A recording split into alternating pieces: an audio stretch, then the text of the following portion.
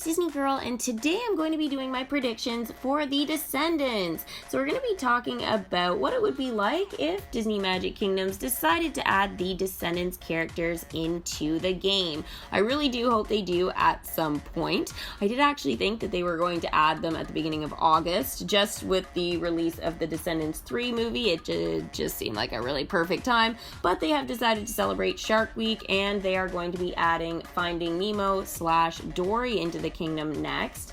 Now, we'll find out more information on that tomorrow, so I will be doing a live stream for that once Disney Magic Kingdoms releases more of the information. So make sure you guys stay tuned for that if you want to find out all the upcoming info. So let's talk Descendants. If you guys don't know a lot about the Descendants, don't worry. I'm going to be talking to you guys about obviously the different characters, who they actually are, who are their parents, what their personality is like, and who they are played by.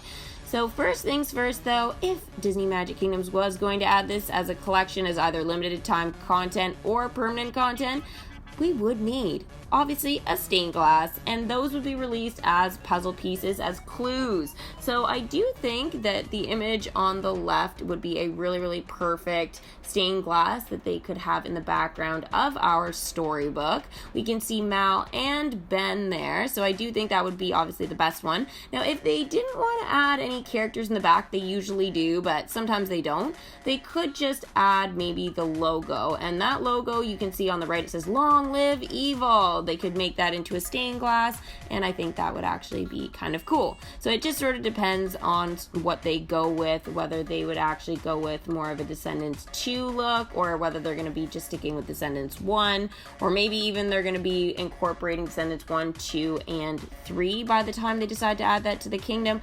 Not sure, so again, that's kind of up in the air what they do, but I do think that stained glass would be a perfect image.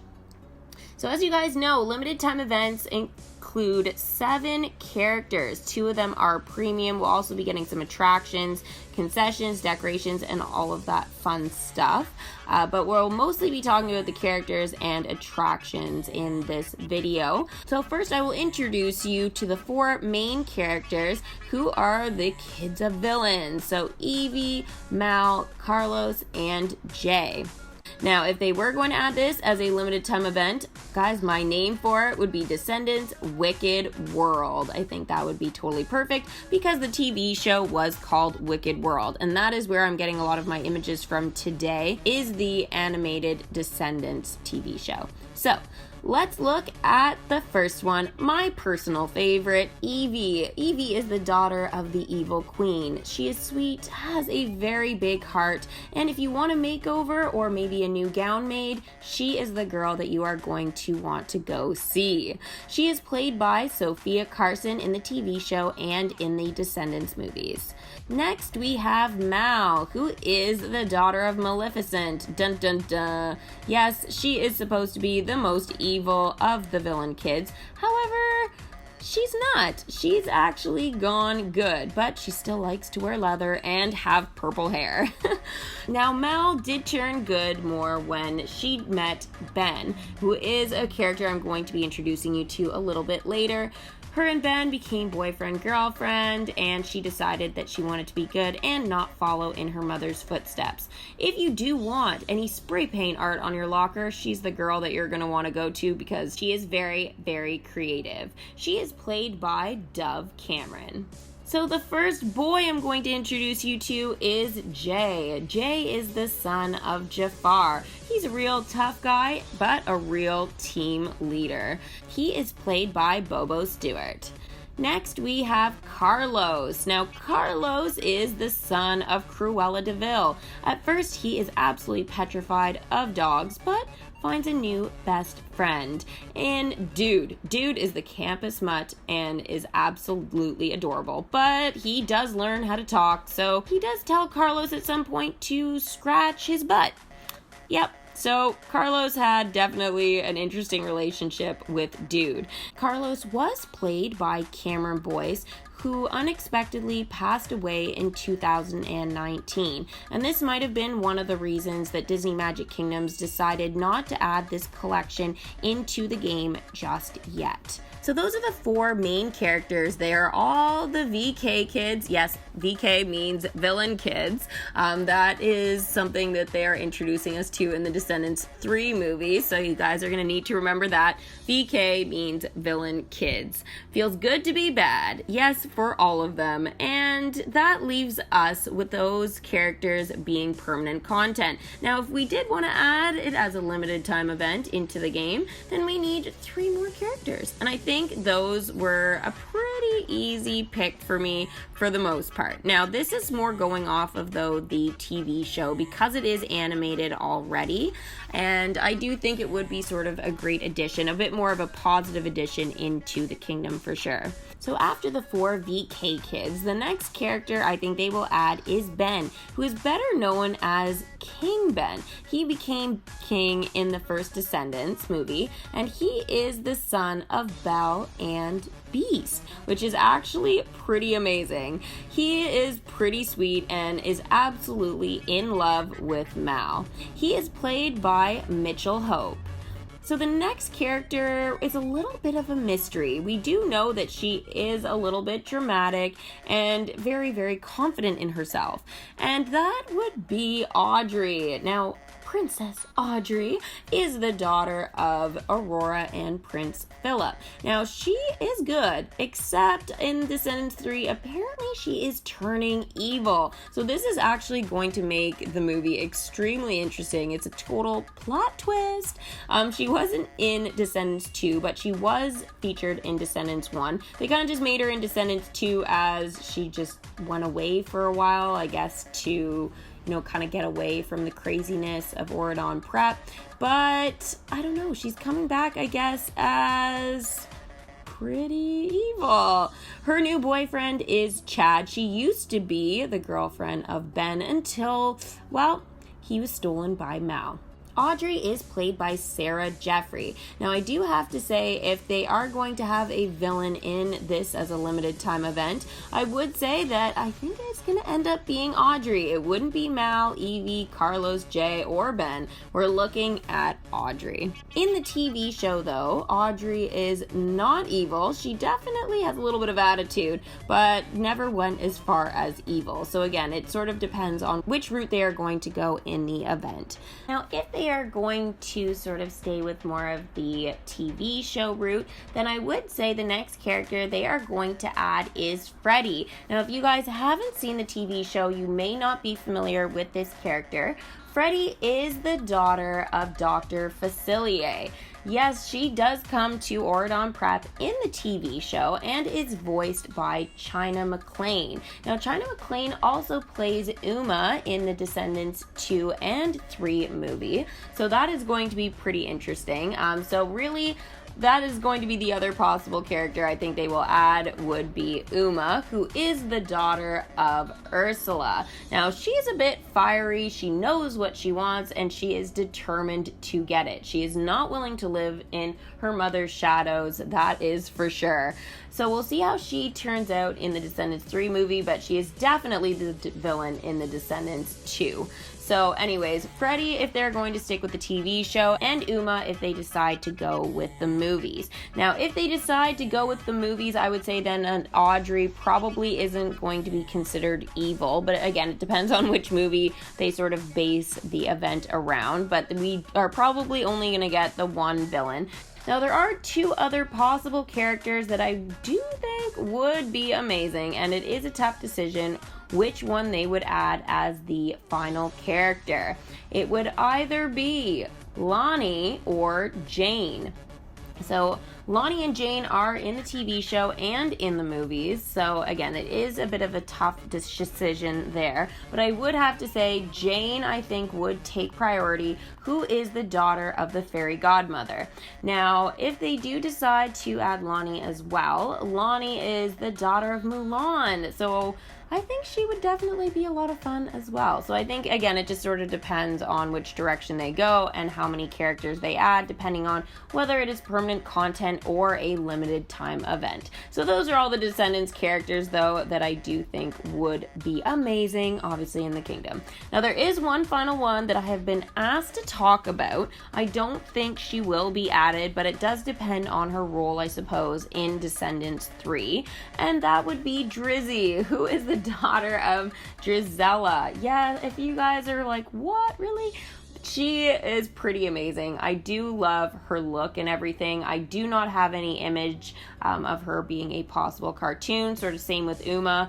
Both of those don't really have any sort of cartoon looks to them just yet. So realistically, I don't think those two would be added into the kingdom, but you do never know. Now, also, that would leave us with a couple of appearance choices if they decide to go off the movies. We could be having a lot of different costumes. There are different looks to each of the characters depending on which movie it is, so it does open the door for a lot of costumes. So that would definitely be a really exciting thing about the Descendants collection, is the amount of costumes that DMK could add into the game. So very exciting. I am really looking forward to seeing what they would do if they do end up adding them. So if it is Descendants 3, they do have a very different look, as you guys can see here.